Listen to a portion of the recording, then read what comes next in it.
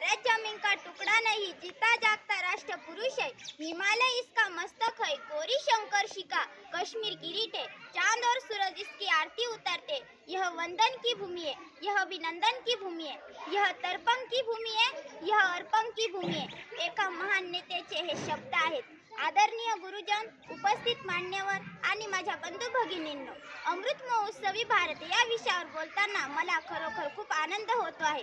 दिनांक 13 August, 14 August आणि 15 August रोजी संपूर्ण जगभरात तिरंगा जल्लोषात फडकवण्यात आला। घर घर तिरंगा हा फक्त कार्यक्रम नाही, तर ती सच्चा भारतीयाच्या अंतःकरणातील अतूट आणि सदैव ज्वलंत असलेली भावना आहे। संपूर्ण जगभरात स्वातंत्र्याचा अमृत महोत्सव अतिशय जल्लोषात साजरा केला गेला। मध्यरात्रीच्या वेळी संपूर्ण जग झोपलेलं असताना भारत स्वातंत्र्याच्या युगात नवा जन्म घेत आहे, असे उद्गार आपल्या स्वतंत्र भारताचे पहिले पंतप्रधान पंडित जवाहरलाल नेहरू यांनी 14 ऑगस्ट 1947च्या मध्यरात्री काढले होते। माननीय पंडित नेहरूंपासून माननीय नरेंद्र मोदींजींपर्यंत भारताच्या जडणघडणीचा, उभारणीचा 75 वर्षाचा प्रवास आपण प्रत्येक भारतीयाने जाणून घेणं गरजेचं आहे। जगातील पाश्चात्य विचारवंतांनी भारताला शाप दिला होता की भारतात रस्ती भूक बळी पडते, पण कावळ्याच्या शापाने गाय मरते काय? हा पाश्चात्य विचारवंतांचा शाप तर खोटा ठरलाच, पण मी अभिमानाने सांगते, भारत हा कित्येक देशांचा अन्नदाता झालेला आहे। एकेकाळी गारुड्यांचा देश म्हणून पाश्चात्य देश भारताची खिल्ली उडवायचे, पण तोच भारत आज वर्ल्ड लीडर बनलेला आहे।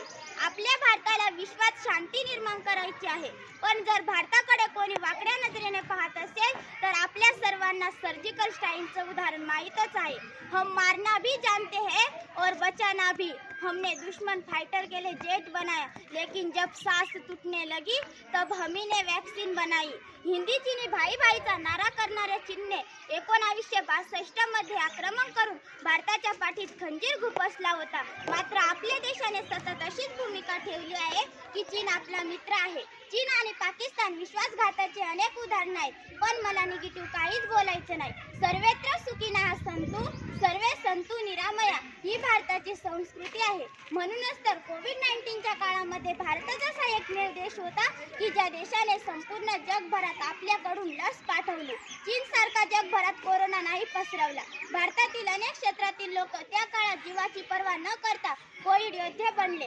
आज असं एकही क्षेत्र नाही की ज्या क्षेत्रामध्ये भारत मागे आहे। संरक्षण क्षेत्रामध्ये भारत सक्षम आहे।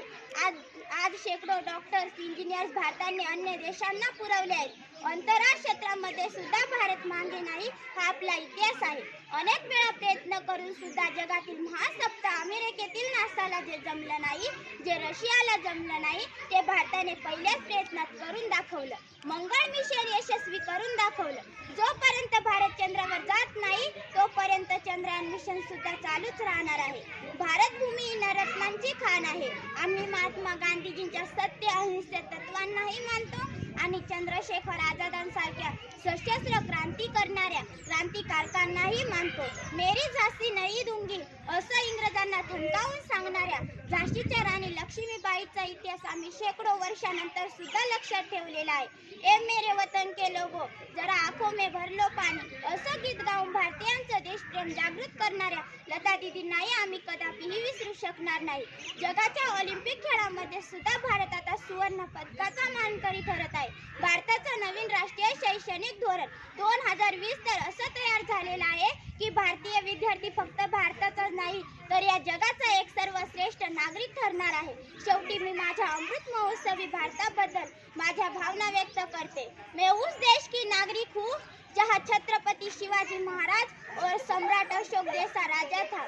मैं उस देश की नागरिक हूँ जहाँ हर 50 मील पर रूप, पहनावा, मजहब बदल जाता था। मैं उस देश की नागरिक हूँ जहाँ डाल डाल पर सोने की चिड़िया को पाया जाता था। मैं उस देश की नागरिक हूँ जहाँ अपने भूगोल के पहले इस ब्रह्मांड का भूगोल समझ आता था। जय हिंद, जय भारत।